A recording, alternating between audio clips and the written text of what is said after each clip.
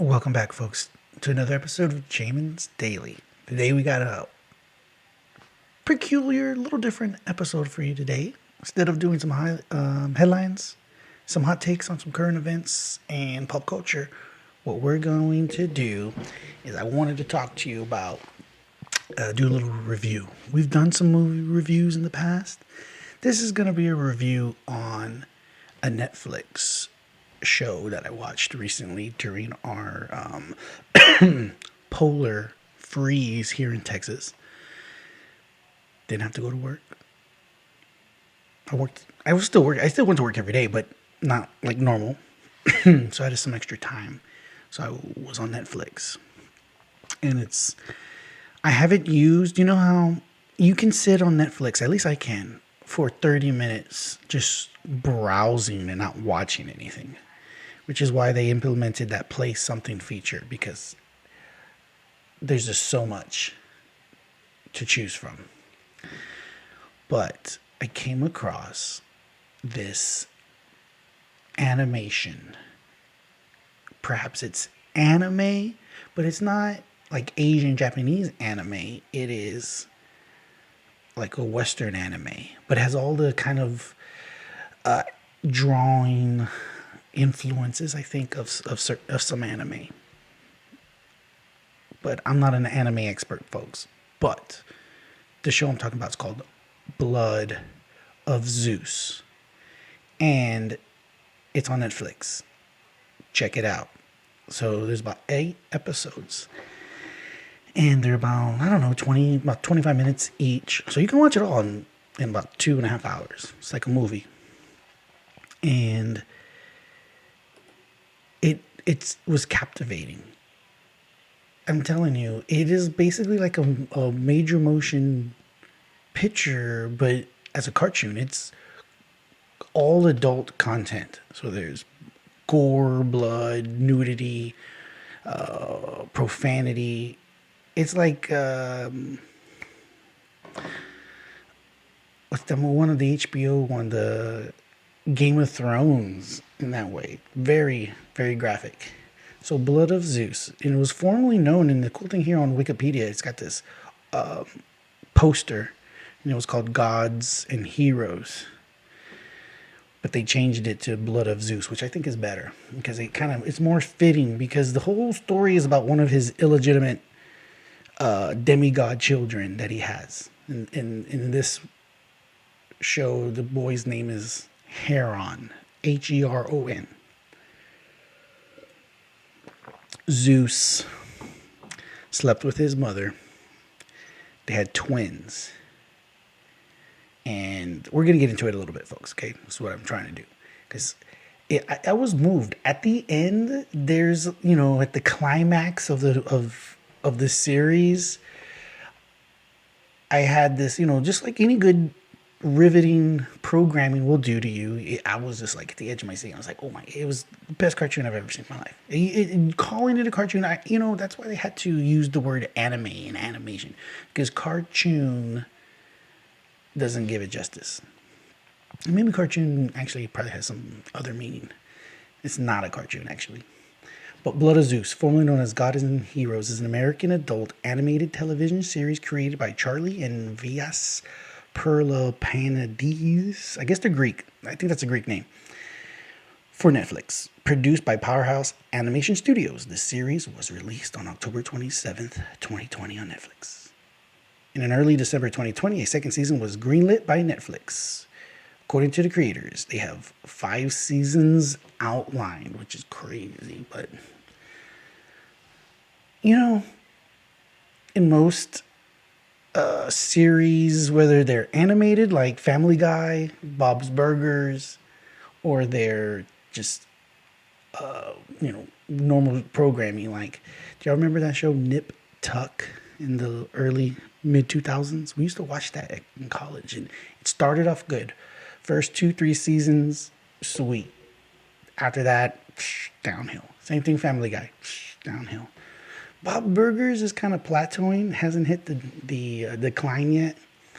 But everybody knows the first couple seasons are always the best. So I wonder if this is how it's going to be. The first season, great. Second season, going to be good. Third, okay, great. But 4 and 5 sucks. I don't know. We'll see. So here's the premise, folks, because you're probably thinking, okay, Jamin, so you told us a little bit about this animation, but what is it about? So we're just going to get into the premise. So set in a world of Greek mythology, the series revolves around Heron, the demigod son of Zeus, trying to save Olympus and Earth. Though Heron himself is a character created for the show, the existence of such demigods born of the union between a god and a human is implied to be common in the original myth. So there's all kinds of demigods in known Greek mythology. And when the show starts, and it says it here on Wikipedia, but actually in the opening credits of the show on the first episode, it says here, the show claims in a prologue to be one of the tales lost to history rather than passed down. So yeah, the show starts off saying Greek mythology was an oral tradition for thousands of years, some of which were written down, but many others were lost and never written down. This is one of those tales. And so the show features gods, giants, automata. Automata is a fancy word for like cool, like drone, like they're not drone, like sophisticated drones, like maybe kind of like Star Wars, like CP3O of sorts, and mythical mounts from the original tales of Greek mythology, folks. You know, one of the great things that also stood apart, that really was intriguing about the show, was that when, even though it's anime, and maybe this is something that people were drawn to within Japanese anime. I don't know. Or Asian anime. I don't watch it. Or I hadn't. Never been like, I had friends in college that were big Dragon Ball Z fans and things like that. Never watched it. But the voice acting is amazing. The voice acting is great. So it really lends itself to, looking at it as actually a movie. People acting. You almost see them as actors acting, even though they're animations, and somebody's just voicing them. So it's kind of weird. I told my mother to watch this. I don't think she's ever watched, adult cartoons, okay? And she watched the whole thing. She liked it. So there was 8 episodes, folks. There's one, I think there's 8. There they are.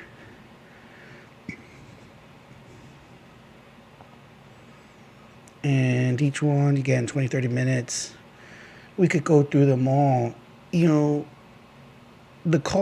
starts off, you know what? I'm a good reader. I'm going to read them. So if you're really interested, spoiler alert, we're just going to go through it here real quick. A Call to Arms. This was the first episode, right?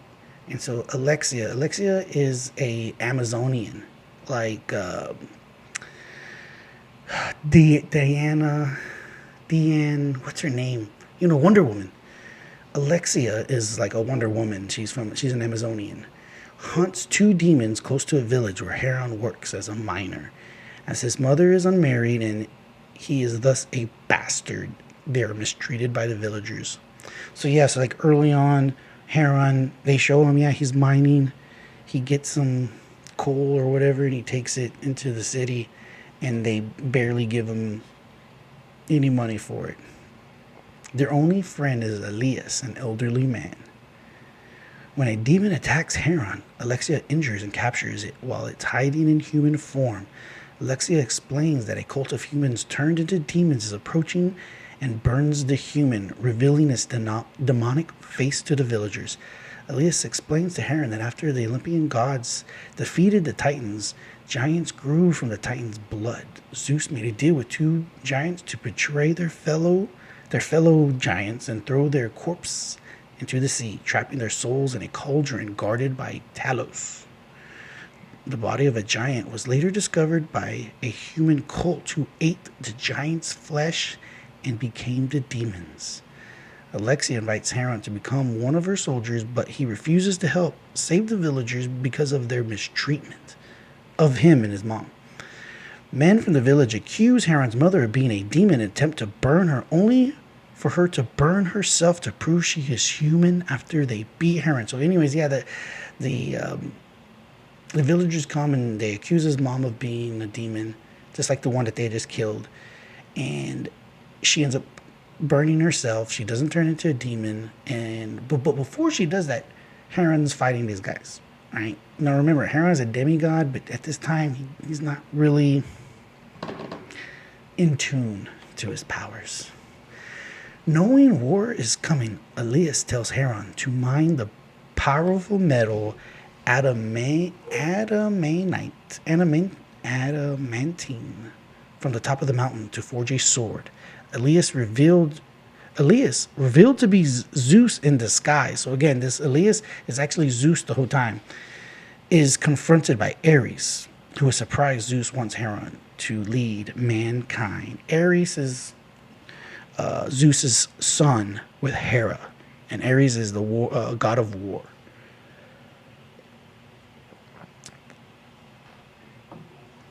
What's crazy is in this first episode, Zeus has Heron climb this big mount to mine this special metal, and then he ends up forging this sword that Heron doesn't.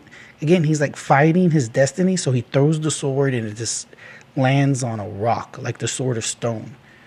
And he never even uses it. His demonic brother, which you find out later on. So this gave you, we read the first episode.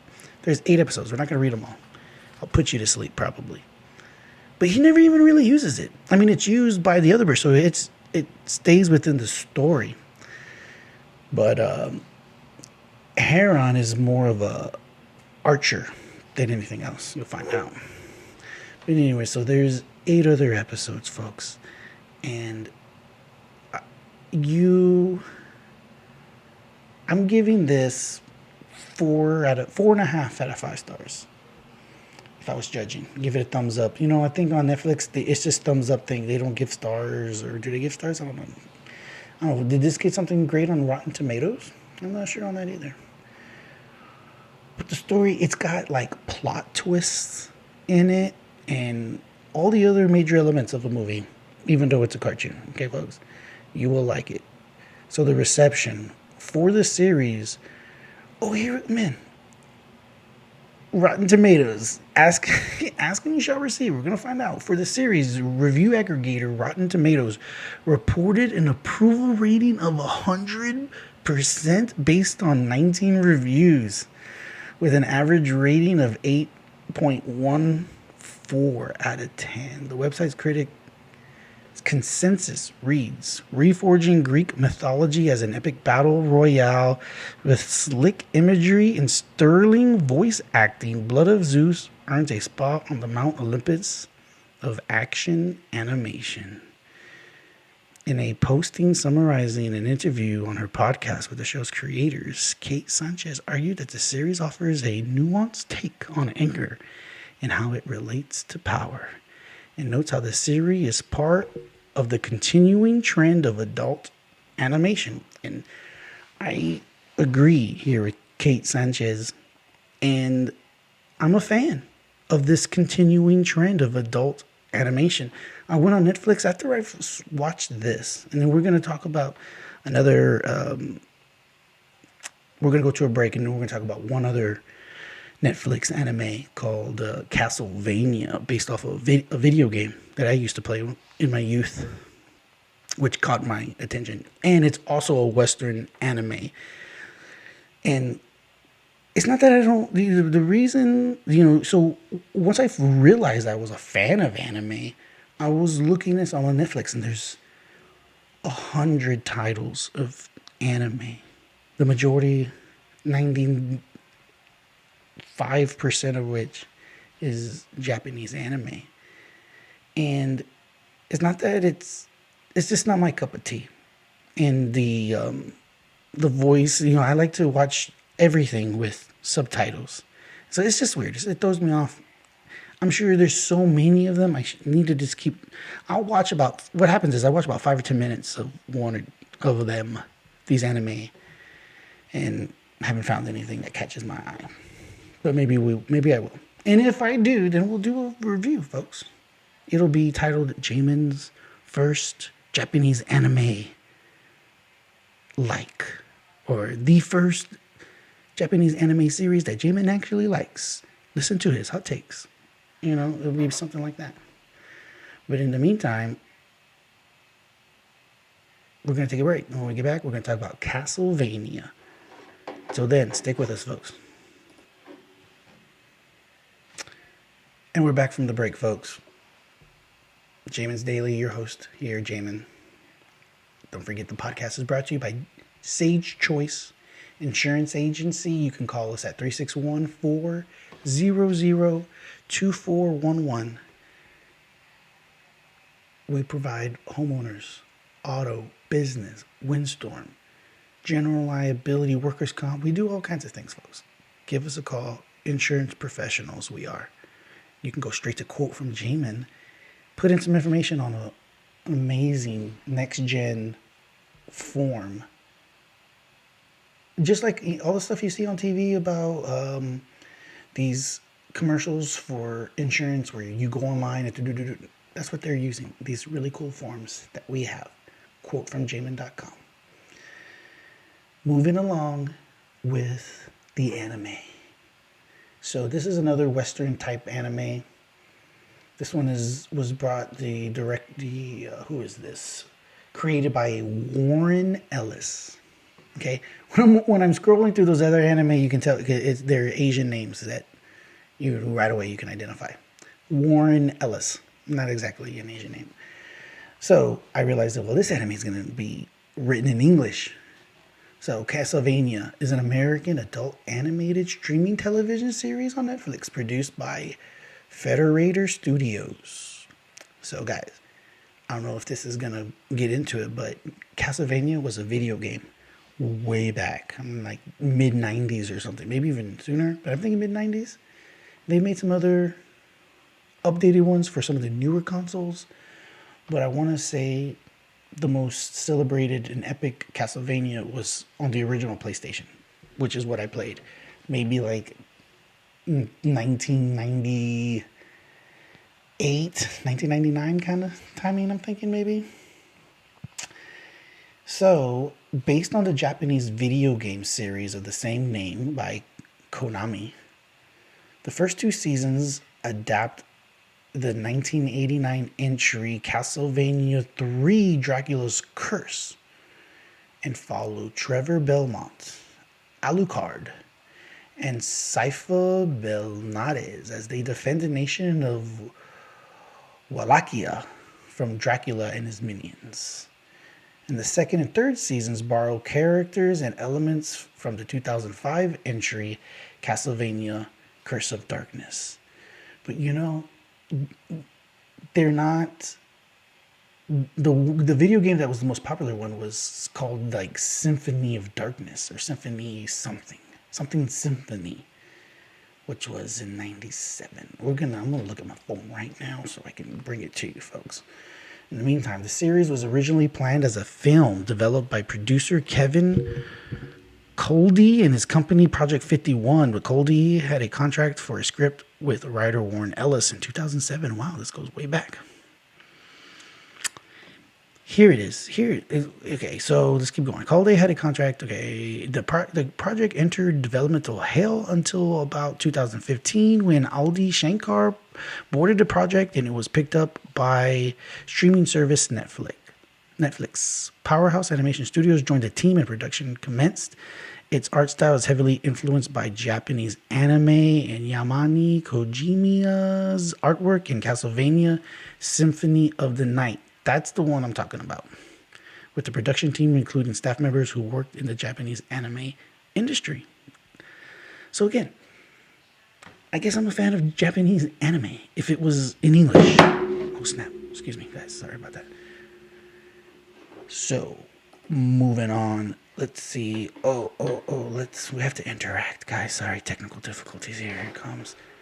Oh, Don't forget that Jamin, me, your host, is not only the host, but is also the producer and the editor of this show.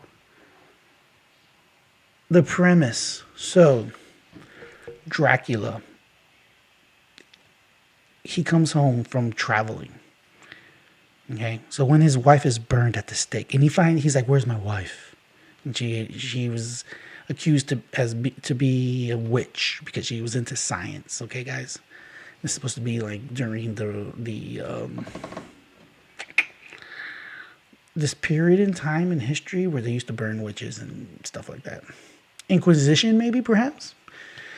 So when his wife is burned at the stake after being falsely accused of witchcraft, the vampire Count Dracula declares all the people of Wallachia is what it's called, Wallachia, will pay for their lives. He summons an army of demons which overruns the country, causes the people to live lives of fear and distress. To combat this, the outcast monster hunter, Trevor Belmont, takes up arms against Dracula's forces, aided by the magician Cypher Belnades and Dracula's Dempher. I don't know how you pronounce that. Dempher's son, Alucard. So a Dempher is Alucard is half human, half vampire. So I guess that's what a Dempfire is. And if you look, Alucard is Dracula in reverse. How clever. The voice cast. Again, in this show, the acting is also pretty on point. And there was how many? So there's 22 episodes. And again, these are also 22, 28 minutes long. And we'll do like we did. We'll go over and we'll look at the first episode. So when was this? This was 2007. Actually, this is older. They did those first 4 episodes in July of 2017, and then it was over a year later that they did season 2, and they did 8 episodes. And then it was a year and a half before they did the 3rd season with 10 episodes. That's pretty peculiar, rollout there and timing. But season 1, Witch Bottle, not season 1. Well, yeah, season 1, episode 1. And I'll tell you this, guys. Go on Netflix, and if you just watch this first episode, you're going to realize within the first 10 minutes of what it is you're getting into in terms of the imagery and the content, the adult content. In Wallachia, in 1455, a young woman named Lisa, who wishes to be a doctor, seeks out Vlad Dracula Tepes. I never knew where the Tepes came from. I don't know if that's what do you call it? Creative liberty. Like if Tepes was ever even associated with the real Dracula from Wallachia. Because, there was a Dracula from Wallachia. And he was the Impaler. It was part of his strategy against the Ottoman Empire. To keep them from basically invading, taking over, overrunning his country, which they eventually do. But anyways, a vampire with advanced scientific knowledge. That's what Vlad Dracula is. Intrigued by her courage and ambition, Dracula agrees to teach her, while she's in turn offers to help him reconnect with humanity. The two eventually fall in love and marry 20 years later in 1475 in the town of Targovisti.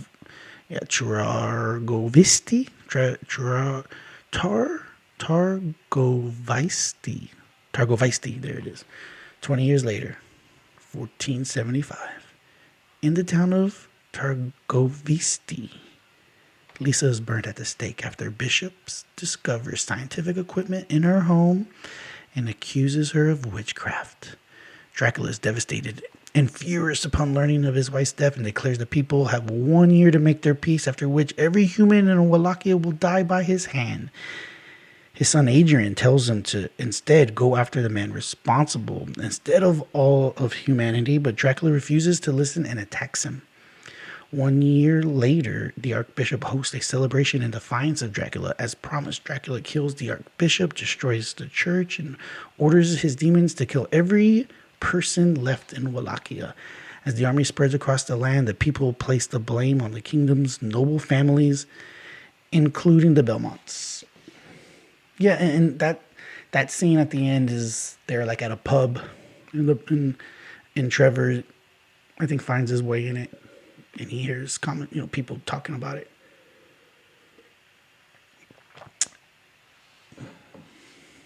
And then it goes on. When I first came across Castlevania on Netflix, I was watching it as I was like getting ready. I was kind of watching it passingly, maybe, or I was laying down, and I watched the first I can remember the first 3 or 4 episodes, and then I fell asleep, and when I woke up, my Netflix and everything was over, and then when I turned it on, it puts me back where I was, but it was like 3 or 4 episodes ahead. Like I had fallen asleep, and like 4 or 5 episodes maybe had played. And so I forgot exactly. I was like, did I watch this? Couldn't remember watching it. I don't know. Maybe that's not a good thing. Maybe that's not a good thing. When you can't remember when you've watched the show. But anyways, I'm actually watching it again. Because the first season, I remember, it's that second season, those eight episodes. I think I had fallen asleep, and then that whole season just played on Netflix. Doesn't it, when it gives you that prompt asking you if you're still watching? So the next day when I wake up, I'm like, I'm on episode 3? I'm on season 3? Did I watch those episodes? I can't remember. So I'm having to watch the whole thing all over again, folks. But Castlevania, guys. Amazing anime. We spoke on the earlier podcast about Blood of Zeus and a critic talking about the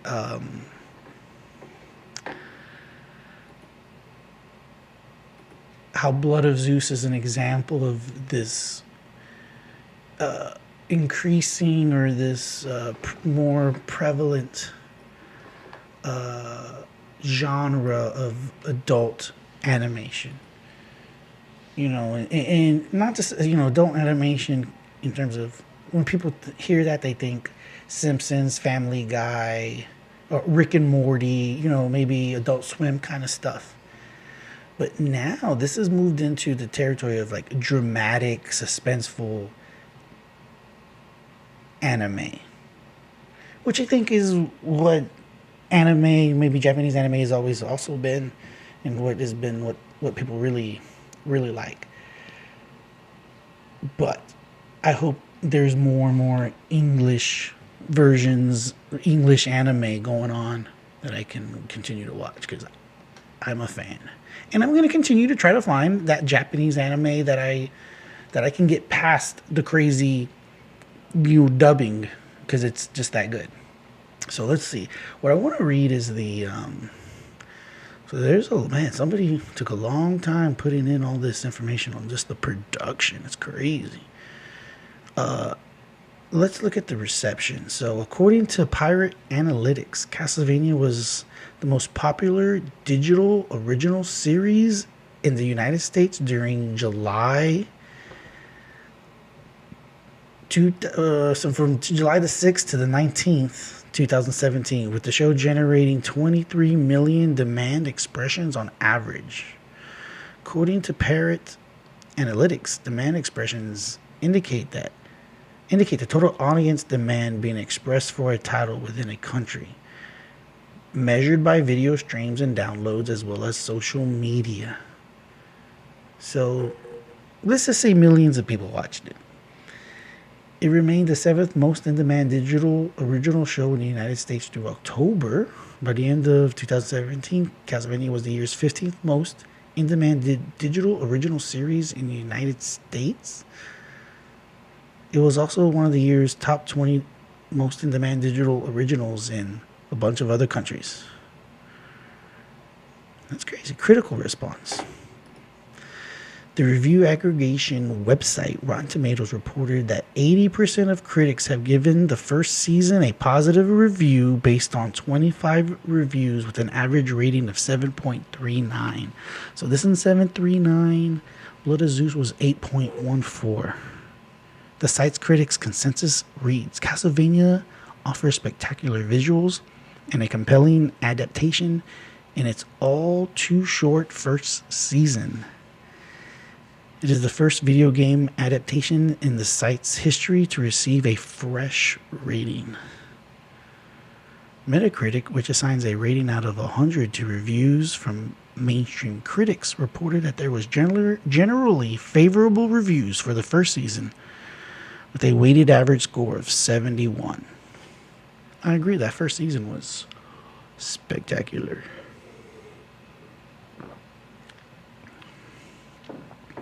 Because you're dealing with Dracula. The first season is about confronting Dracula.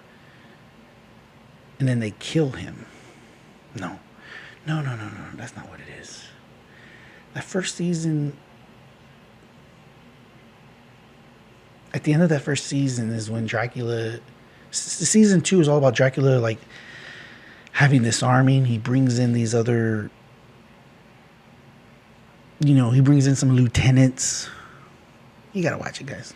I'm still watching it. I can't remember all of it. Critical response still. The Verge gave a mixed review. Rotten Tomatoes reported that 100% of critics has given the second season a positive review with an average rating of a 9.73. Wow. It's pretty good ratings, folks. So see, folks, I'm telling you, I wouldn't be reviewing and telling you about these shows unless they were good. And just don't take my opinion for it. You see here, people like it. It was really good. And I was somewhat blown away. And so much so that I decided to do a podcast on it, folks at home. So hope you enjoy it. Give it a watch. While you're watching it, think of Jamin's Daily. Hey, Jamin told me to watch this. So that means I should like and subscribe and share Jamin's Daily with my friends and family, your coworkers, total strangers. It doesn't matter, guys. Just want to grow this podcast so we can continue doing this, having fun with it, folks. And remember, don't forget, quote from Jamin.com. Check it out. Sage Choice Insurance. Give us a call, 361-400-2411. Anime. I guess I'm a fan. It's my hot take. If I'm giving any hot takes today, it's that anime is pretty cool. Don't knock it until you try it. I think is the saying, right, folks? Until then, until our next anime review. So I'm going to be looking, folks. I'm trying to find another one. I was watching a little bit of a Transformer anime, and I was like, no, I couldn't get into it. So I'm going to try to find another one. Hopefully, the Blood of Zeus has been greenlit for more seasons. I believe there's going to be more seasons of, I don't know. Castlevania, season 3 of Castlevania was also had positive reviews, 8.64 out of 10. I don't know. Are they going to make more seasons? We'll find out. If they do, we'll review them. We're going to try to find something new, folks, because that's what we try to bring to you here on Jamin's Daily. So stick with us, folks, because the best is yet to come.